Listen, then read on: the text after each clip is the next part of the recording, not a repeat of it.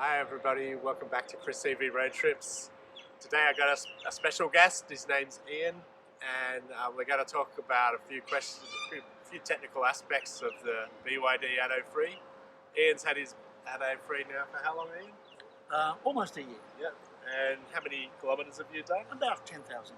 Okay, yeah. So Ian's pretty much the same as me. So so we're both 10,000k Atto 3 drivers now. So bit of a rare club. So Ian, you're interested in sustainability and the environment and things like that? Well, it's more how we manage the transition to Yep. sustainability. Yep, sure. And you've got your own blog. That's One Finite Planet. There you go, right on the front there. .org, and I'll put a link below.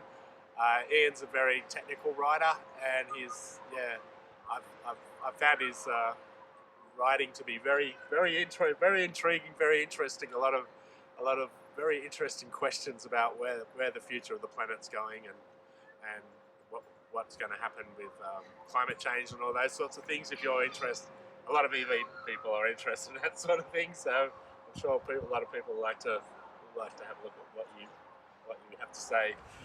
Alrighty, so I'm going to start with some of the BYD things that a lot of people may not fully understand. Even for me, I'm struggling with a few things. So I just want to ask you a few questions about some of the more technical parts of the car that I don't fully understand. A lot of people see the heat pump under the car with all the valves and stuff, and of course, normal cars don't have those. A lot of people aren't really sure what all that is about. So do you know what that's about? Well, the heat pump is basically a souped up air conditioner. Yep. So it's an air conditioner that can be switched to run backwards. So it can be switched to run the way the refrigerator runs, Yep. where it moves heat from something that's already quite cool to a place that's actually seems hotter to us. Yep. And so it can move heat in the opposite direction to what you'd expect it to go. Yep. So on a hot day, it can move the heat from the battery or the car. It can still move it outside. On a cold day, it can move the heat from outside when it seems quite cool, but when you think in Kelvin, it's actually almost the same temperature. It can move the heat inside to the battery or the car. Sure. So the main purpose of the heat pump is basically to maintain the correct temperatures for the battery, the motor, or the systems that are involved in running the car. So. And it has to solve a problem an ICE car doesn't have, which is where do you get heat from? Yep. Right. Yeah. I find the heater in the car not that good. Actually, takes a while to come on with no motor actually heating up the coolant, I assume.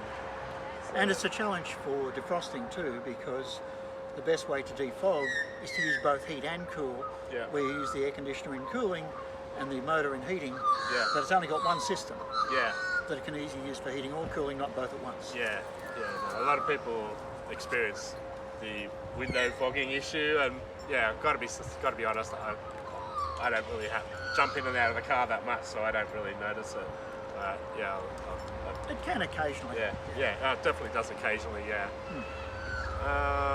So it's more so just maintaining all the correct temperatures for the cars, for the battery. Batteries are they don't like going above 40, and they don't like going under 10 degrees. So we got to keep that battery in the right.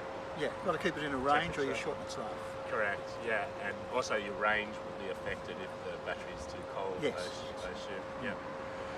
Alrighty, and so the other thing I get perplexed about sometimes is so what steps does the electricity, or when you charge your car, what steps does that actually go through in order for you to get the car to charge, the battery to charge, and the motor to run? Yeah, I think a lot of confusion can be about DC versus AC. Yep. Where DC is basically 0 hertz AC. DC 0 hertz. So DC is flat, and is AC changing at 0 waves per second. Yeah. Right. And 50 hertz AC is changing 50 waves per second, Yeah. which means every wave is about 6,000 kilometres long in line. Yeah. Yeah.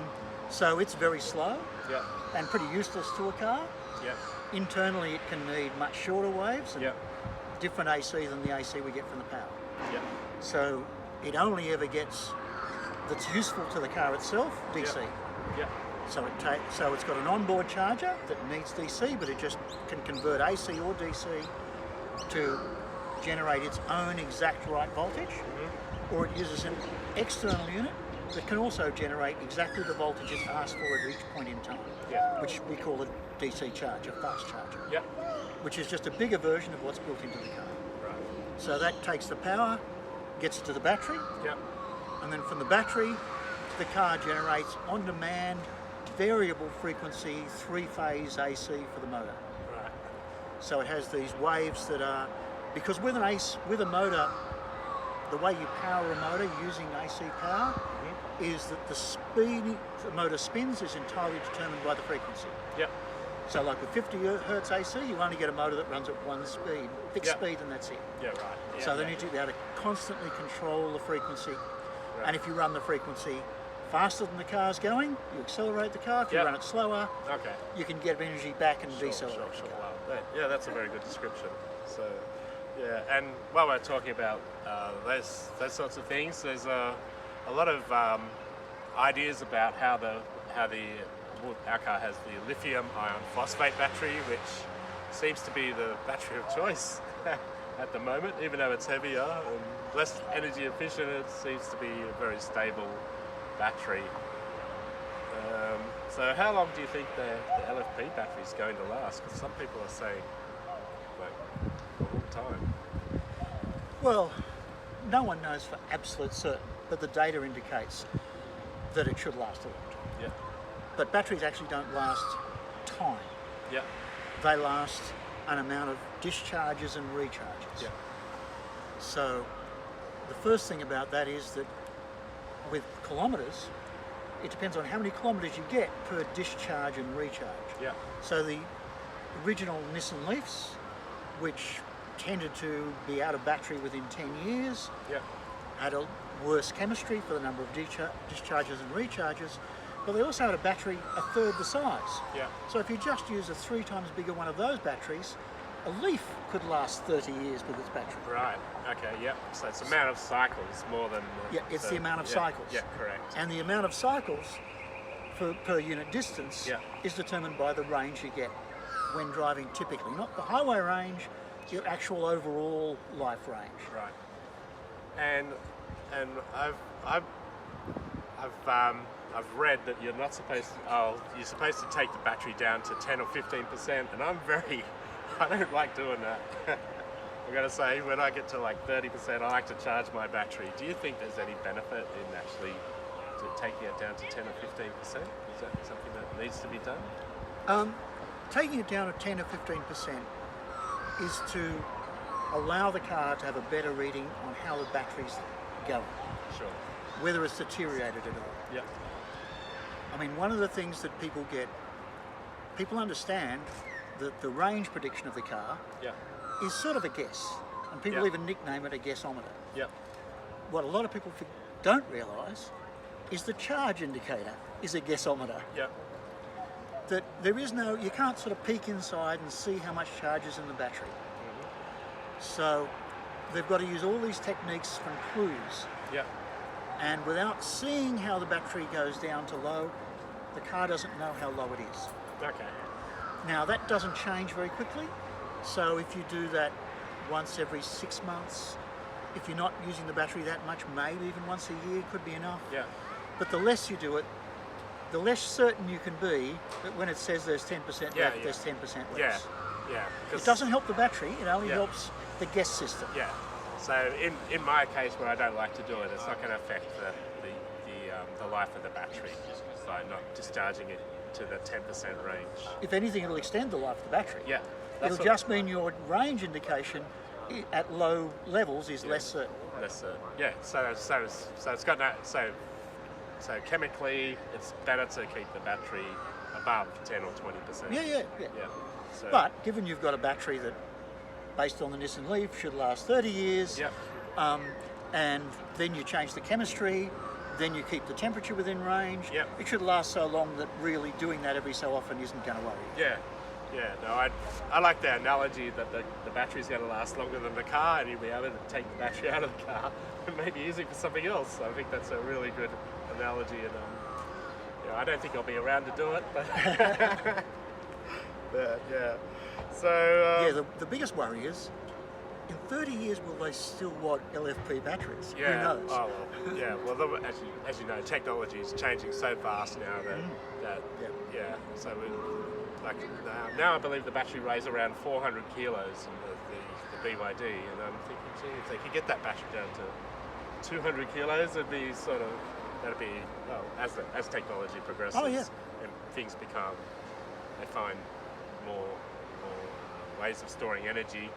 Yeah, that can. I think they'll eventually get it down to the point where, have you seen electric motorcycle batteries? Yeah, They pull in and out. Yeah. They sort of weigh about 5 kilos per unit or something. Yeah, right. Yeah, wow. It could get to that point where a bank of those will be enough in a car, and you could pull in and out units.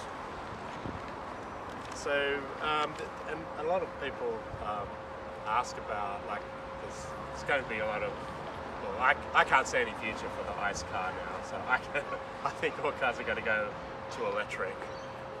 Do you think that there's going to be enough lithium to provide us with all electric cars? Do you think that's going to Yeah, I mean, the planet has plenty of lithium. Yep.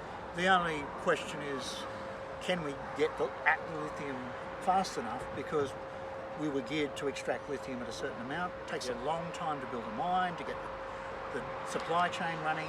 So if demand gears up quickly, can the supply keep up with the demand? It's not, does the Earth have enough lithium? The Earth has lots of lithium.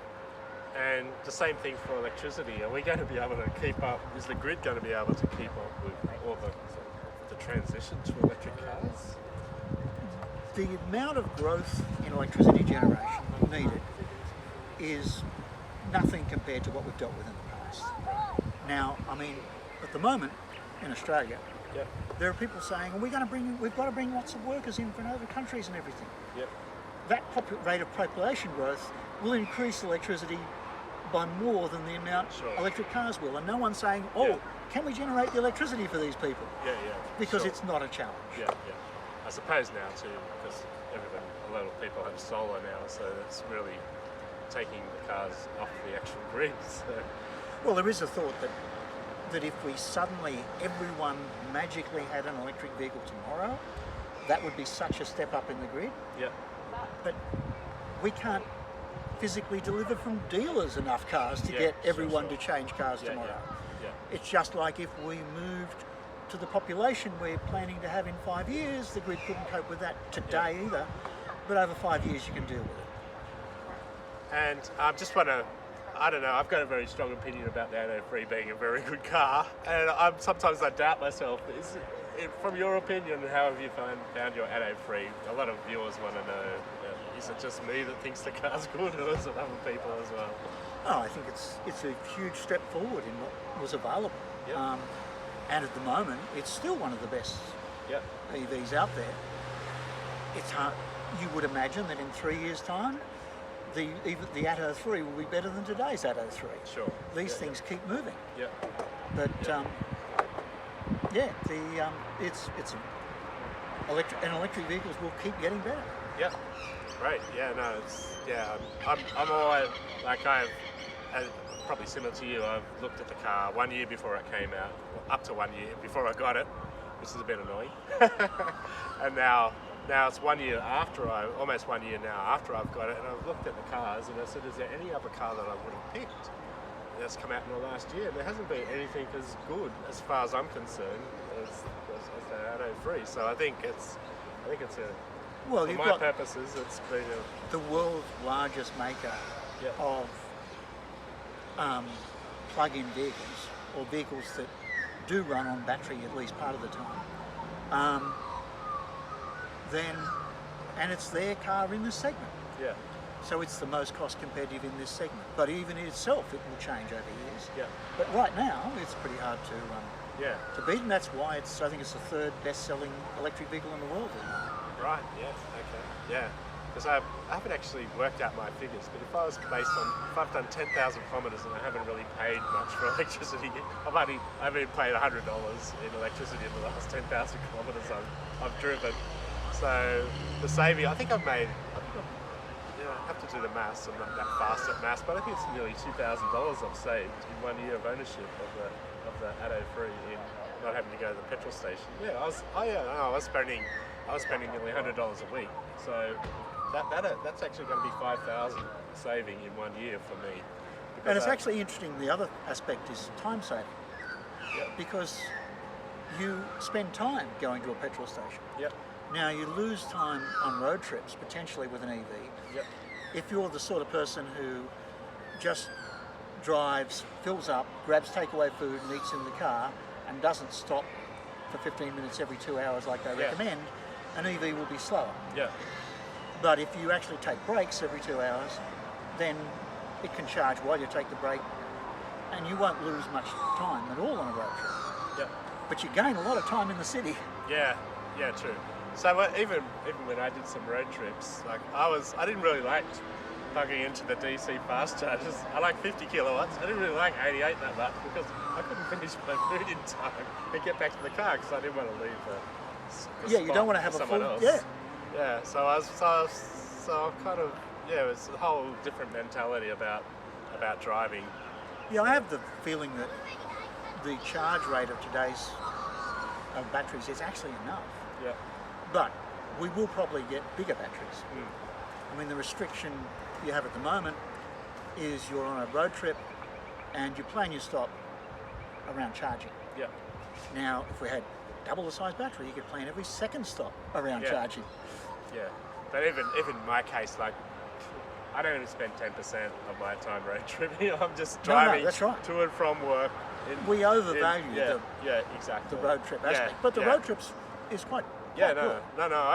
I love driving the car because on the road, because it's so quiet and just makes long journeys so much easier. I found it very easy. But yeah, I guess we could talk all day about Atto 3, Ian, but that's... You wanted to ask about the charging to 100% as well? Oh, yeah. Okay, yeah. I don't really like charging my battery to 100% all the time. And do you think, is there any benefit in actually doing that, or is it okay to stop at? Oh, well, a lot of batteries, the old battery technology, I think they said stop at 80 or 90 or something like that. Is there any? There's nothing wrong with not charging to 100%. Is that right? Well, once again, for the battery, there's nothing wrong. Yeah. But that guess meter of how much charge there is just gets progressively worse if the longer since you've last seen 100%. Yeah. The only time it really knows for sure how much charge is when it's fully charged and stops taking more charge, or when it's empty and gives none out. Going to empty is not good, so going to 100% is better. Yeah. And if you do it once every couple of weeks, but if you're going to go on a road trip and you really want, well, probably a good idea to do it before you go. Yep, sure. Oh yeah, of course, if I want to make sure I get the maximum range, of course I always charge to 100%. And that's going to recalibrate that state of charge system. Yeah. So it's not for the battery. Yeah. Again, it's for the state of charge system. Yeah. And LFP batteries are much harder to get a clue from the voltage as to what their state of charge is. Sure. Yeah, because previously, like the Atto 3 started to charge slow after, say, 85%. I think the DC charger would drop off. But the DC charger I go to now, the version 1.6 software or something, it charges to 99% at 35 kilowatts, which I don't know any other battery that does that. I think that's, I haven't really researched it correctly, but I think BYD is now the fastest charging battery at the end of the charge cycle. Or the highest percentage of its rate. Yeah. So because I've sat and waited for Teslas to get from like 90 to 100%. It's taken like an hour, and then my car does it in like less than 10 minutes. So I think that's a big bonus now for charging. Just try and minimise the time you spend charging. Yeah, although you still minimise the time if you stay below 85%. Yeah, true. Yeah. Now I see Because myself you can get 80 going, kilowatts yeah, then. because now, obviously, now I know it charges to 35 kilowatts or to 100%. I go, oh, I'll stay for the 100. Yeah, I mean, I've been on road trips and I've planned to leave at around about 85 and you get back in the car. Well, no, it's got to be, or you check the app and you see, oh, the car's going to be finished charging. I'll get it back before I planned because I don't want to be using up the charger. Yeah, sure. All right, that kind of wraps up today's video. Hope everyone got some good answers for BYD questions. If there's any other questions you'd like to ask Ian, he seems to be a bit of an expert on the subject. Yeah, just leave some comments below, and I'll if the video is really popular, I'll get Ian back and we'll talk some more technical stuff about the BYD Atto 3. Thanks for watching today. I hope you found the content interesting, and if you do, could you please like and subscribe to my channel? I hope you enjoyed it, and if you've got any more questions, technical questions about the BYD Atto 3, I can probably get Ian back to answer them for you. Thanks, and I'll see you in the next video.